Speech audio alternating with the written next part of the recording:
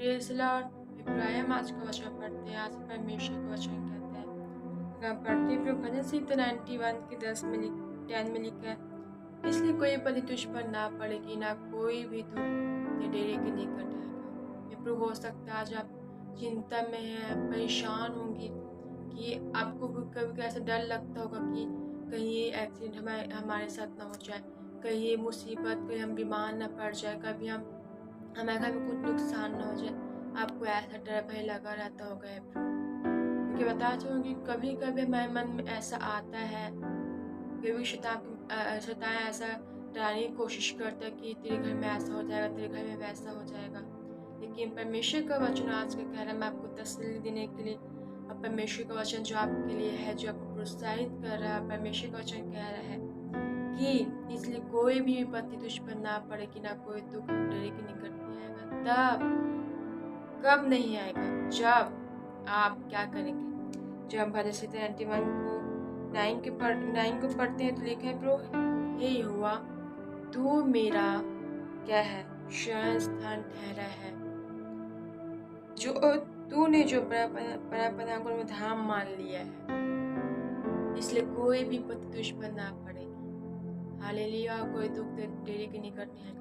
जब हम अपने परमेश्वर पिता को अपना शरण स्थान, अपना धाम, मतलब अपना आधार, अपना सब कुछ मान लेते हैं प्रभु, जब हम परमेश्वर में चलते हैं, उसकी हुजूरी में चलते हैं, और जब परमेश्वर को हम सब कुछ, अपना शरण स्थान, अपना धाम, हमारे परमेश्वर पिता को हम सब कुछ मानते हैं, तो हो सकता है आपके मन में ऐसा डर भी आ जाता होगा। लेकिन खुदावन का वचन कह रहा है कि कोई विपत्ति तुझ पर ना पड़ेगी, ना कोई दुख तेरे मतलब तेरे खाने के निकट नहीं आएगा। कोई भी बैड न्यूज़ आपके घर का हिस्सा नहीं होगा। हालेलुया। क्योंकि परमेश्वर का वचन भी कहते हैं, मैंने तुम्हें डर भय की नहीं पर संयम, सामर्थ और प्रेम की, मतलब सामर्थ की आत्मा होती है। परमेश्वर में डर भय की नहीं। अगर आपके मन में आज डर आ रहा है, अगर आपको चिंता खा रही है, आपको डर आ रहा है कि मैं ऐसा हो जाएगा, वैसा हो जाएगा, तो ये शैतान डाल रहा है आपके मन में, तो आपको क्या करना है? आपको उस चीज़ को क्या करना है? उसे प्रेम में रखना है। प्रार्थना कीजिए उस चीज़ की, उस डर को भगाइए अपने जीवन से। क्योंकि मेरे परमेश्वर का वचन कह रहा है कि जब हम परमेश्वर को अपना शरण स्थान और धाम मान लेते हैं, तो हम पर कोई विपत्ति नहीं आ सकती, ना कोई दुख हमारे के निकट नहीं आ सकता। हालेलुया।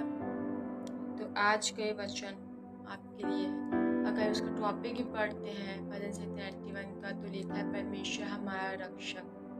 हाँ, परमेश्वर हमारे रक्षक है, वो हमारी फैमिली के रक्षक है प्रभु, हमारे ही रक्षक है। हालेलुया।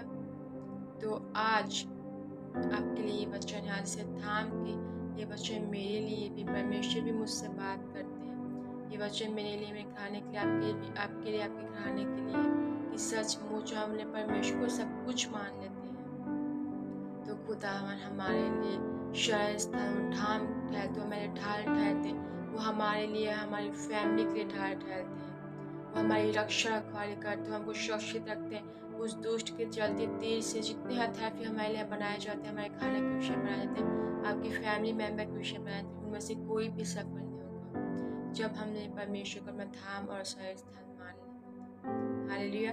क्योंकि हाँ, परमेश्वर का वचन कहे, कोई विपत्ति तुझ पर ना पड़ेगी, ना कोई भी दुख तेरे डेरे के निकट नहीं आएगा। हालेलुया। फिर आप जहाँ कहीं भी जाएंगे, खुदावन के दूत आपके साथ होंगे, परमेश्वर आपके साथ होंगे। हालेलुया। तो आज आपको डरने की और चिंता करने की कोई ज़रूरत नहीं है। अगर आज आपके मन में ऐसा डर आ रहा है, तो आप उस लिए प्रार्थना कीजिए। प्रार्थना में रखिए, उस बंधन को आप तोड़िए और शैतान को डांट के भगाइए। क्योंकि परमेश्वर का वचन कहते हैं, शैतान परमेश्वर के अधीन होकर हम शैतान का सामना करते तो हमारे पास भाग जाएगा। कब? जब परमेश्वर के अधीन हो जाएंगे। हालेलुया। तो आपको इसलिए आपको प्रार्थना करना है। आपको डर भय आ रहा है, आपको चिंता सता है, तो आप प्रार्थना कीजिए इस चीज़ के लिए। क्योंकि प्रार्थना से भागेगा। जब शैतान को आप डांटेंगे, तो आपके जीवन से भागेगा यीशु के नाम। हालेलुया। विश्वास करती हूँ परमेश्वर इस वचन से आपसे बात की है, क्योंकि परमेश्वर मुझसे बात की है। हालेलुया।